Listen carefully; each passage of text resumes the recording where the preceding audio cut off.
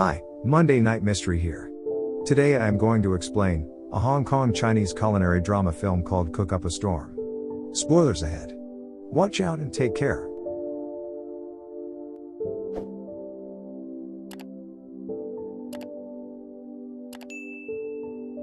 The movie centers around a famous local restaurant named The Seven, in Spring Avenue, Hong Kong.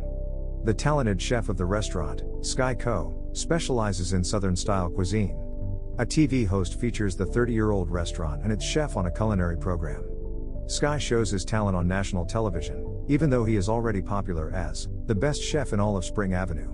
Alongside him, his friend Uni is also introduced to the people. She usually manages the financial aspect of the restaurant. Sky is very definitive about the quality of food and time they provide to their customers, which is part of the reason why their restaurant is so popular. Most of the time, it is so packed that a queue of people has to line up outside the restaurant. That day, a rude customer barges in after breaking the queue. Sky refuses to serve him even though the customer boasts about the power and money he possesses.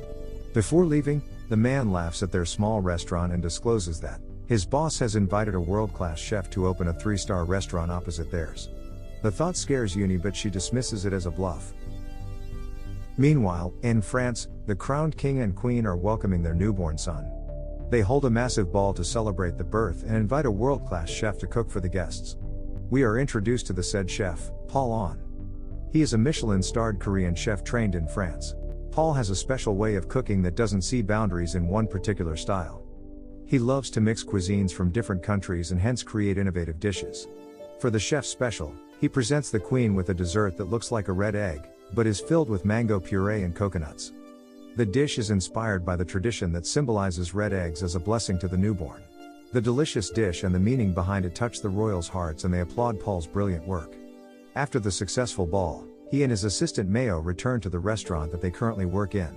The owner and their co-workers welcome them with cheers, congratulating them on their success. The owner also announces that they have promoted Paul to the executive chef of the whole Art Nouveau franchise. The step is a huge one for him. However, to everyone's surprise, he declines the offer. Paul wants to return to Asia and pursue a bigger and higher ambition. He and Mayo have been invited by a Chinese businessman who wants to open a 3-star restaurant. The staff supports their decision and wishes them farewell. Back in Spring Avenue, one of Sky's regular customers informs him that the rumor about a new restaurant being established is true. The news is bittersweet for Sky because he wants his small colony to develop, but a new restaurant would mean fewer customers and more competition. When Sky was 10 years old, his father used to hit him and insult him for having no talent as a cook. One day, he abandoned Sky and chose to pursue his culinary career over being a father with the excuse that Sky couldn't even make a decent bowl of noodles. Ever since, Uncle Seven, the master and owner of the 7 restaurants, has taken care of him. He also taught Sky everything that he needed to know about food, unlike his father. Currently, Sky hasn't met his father in over 20 years and has no plan to reconcile with him. The following morning, Paul arrives in Hong Kong and goes to the market in search of a big grouper fish. The seller only has one of such and decides to sell it to Sky, knowing that he will cook it better. Paul argues, insisting that a shopkeeper shouldn't be biased. They get into a small argument before the seller cuts the fish in half for both of them. A few weeks later is the opening ceremony of the 3-star restaurant named Stellar that is right in front of the 7 restaurant. The chairman and manager of the Lee Management Group arrive as the first guests of the restaurant and are welcomed by Paul and Mayo. At the same time, the people from the 7 restaurants start announcing about different discount offers they are offering for the next week. When the security guards from the Stellar restaurant try to stop them, a conflict arises. This attracts Paul and the guests' attention, making them come out to see what the fuss is about. When the conversation gets heated, Mayo suggests they hold a competition to see which cook is better.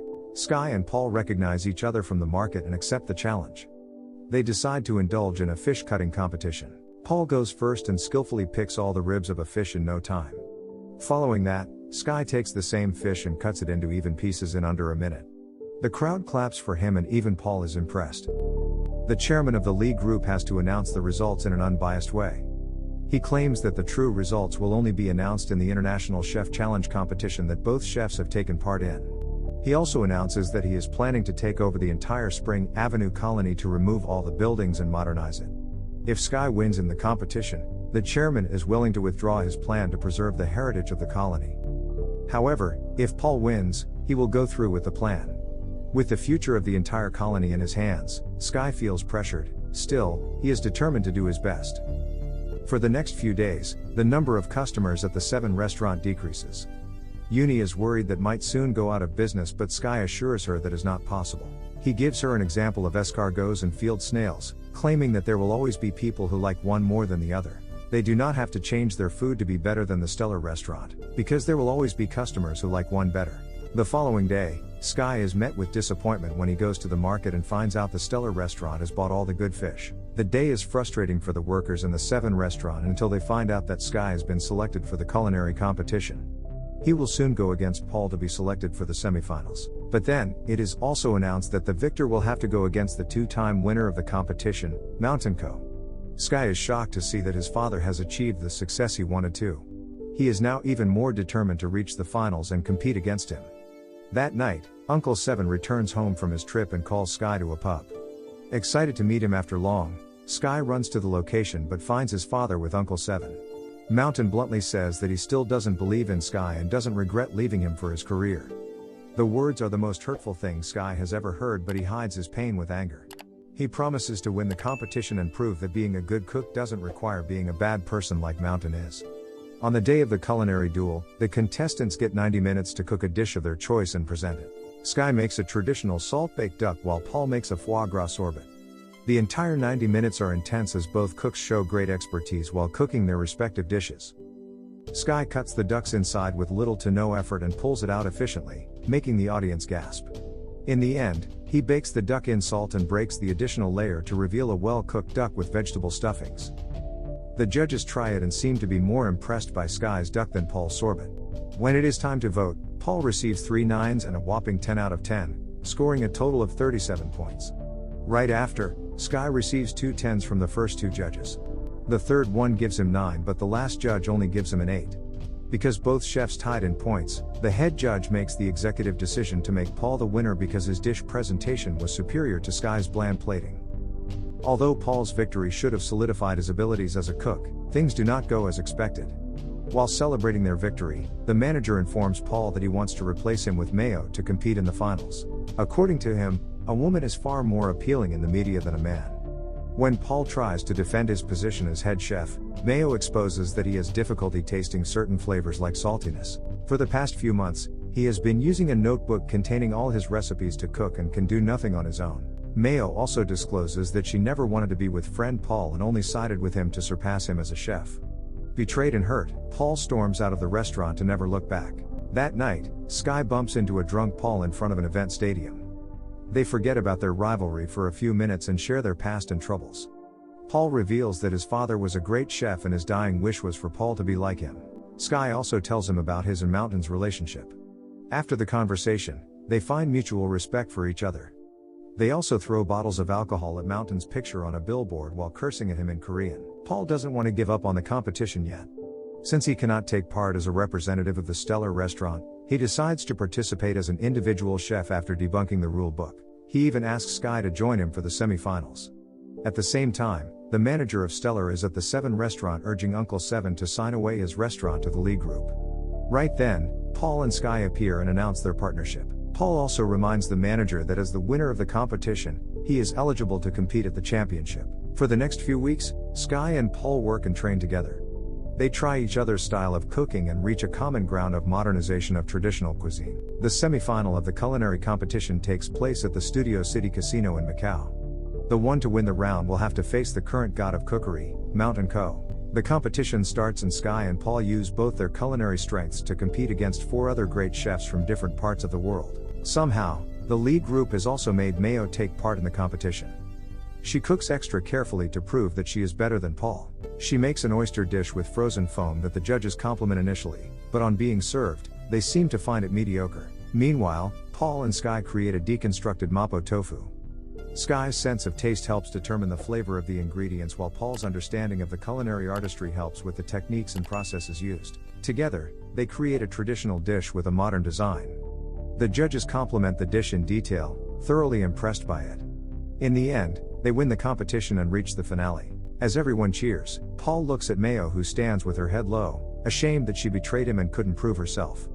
For the final round, only one of the chefs can compete against Mountain. Paul thinks that because of his lack of taste, he is ineligible to participate.